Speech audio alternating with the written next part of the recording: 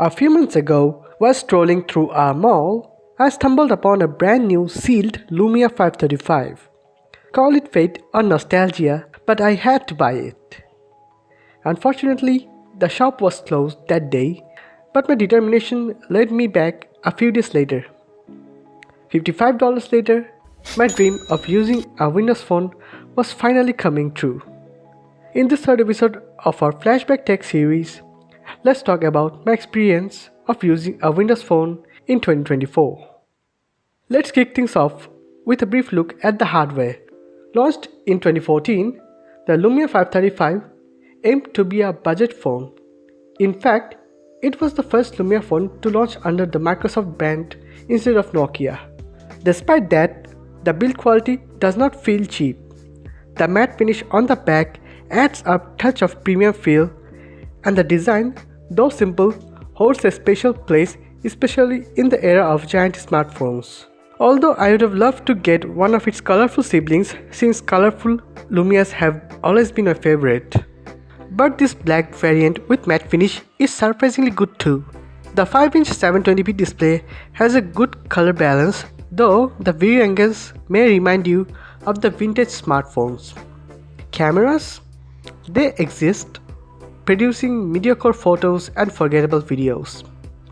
The backfiring mono speaker is tinny, typical of 2014 budget phones.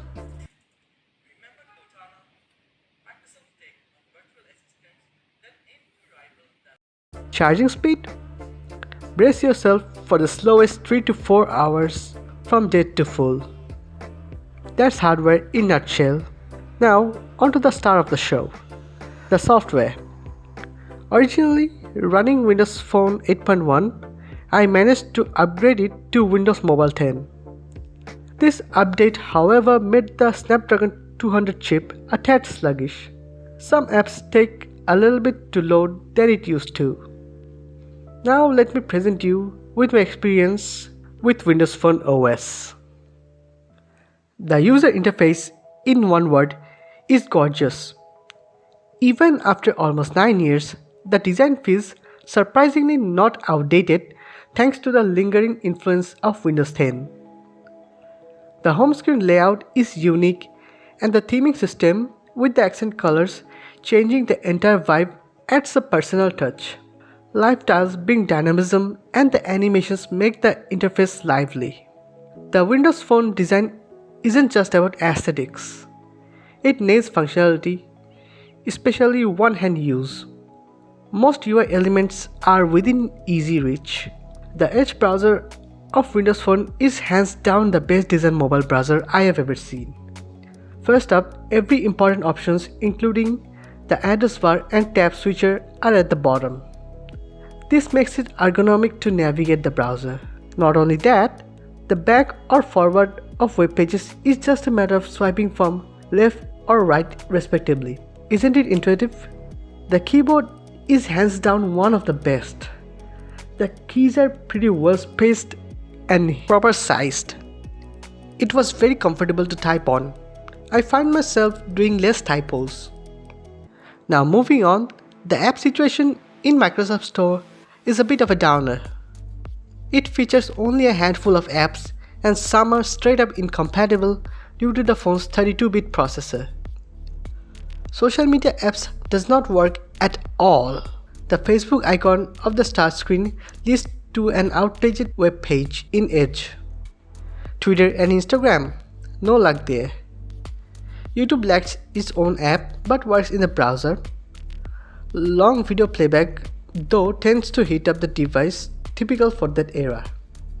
The Netflix app opens, but as I don't have any account, I couldn't check its functionality.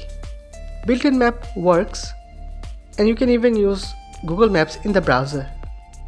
For email, Outlook is a no-go. So we are left using Gmail in the browser. The Slack app exists, but signing in proved impossible. Streaming music via Spotify is a thing of the past here. But there is a Deezer and JioSaavn app which also does not work at all. As an alternative, I stumbled upon a radio app called My Tuner Radio Pro, which works but you sacrifice control over what you play. This app also features a handful of podcasts. There is also a piano app if that's your jam. Now let's venture into the gaming realm. Unsurprisingly, the game selection is quite narrow. But there are some unexpected finds. Candy Crush makes an appearance defying my expectations.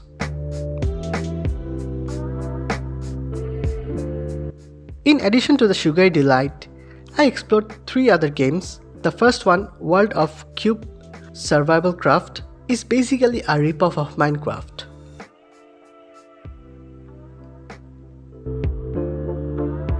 The second one, Upward, is just a simple pinball style game.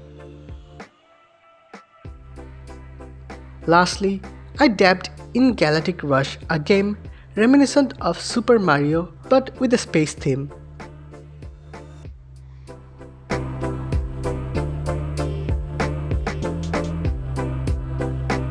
And there we have it, my deep dive into the Windows Phone experience in 2024. Unsurprisingly, the Windows Phone has earned its reputation as a bit of a dumb phone by today's standard. Yet, there is a nostalgic charm that I can't help but appreciate. While I wish I could have unleashed its full glory, my journey with Lumia 535 has been surprisingly delightful. Sure, it may not match the customization and feature-packed world of Android, but there's something special about its sleek look. The minimal design, coupled with smooth animations, provides a pleasant and unique user experience. Even with the entry-level processor, the performance remains surprisingly smooth, a testament to Microsoft's strict hardware requirements. As someone who has been an Android user for nearly a decade, using the Lumia 535 fulfilled a childhood dream. No regrets dropping $55 on this relic of past. If you have come this far, thank you for tuning. If you have ever had a soft spot for Windows Phone or have your own memories to share, drop them in the comments below. That's all for today. Don't forget to give this video a thumbs up and hit the subscribe button for more exciting insights. Until next time, bye.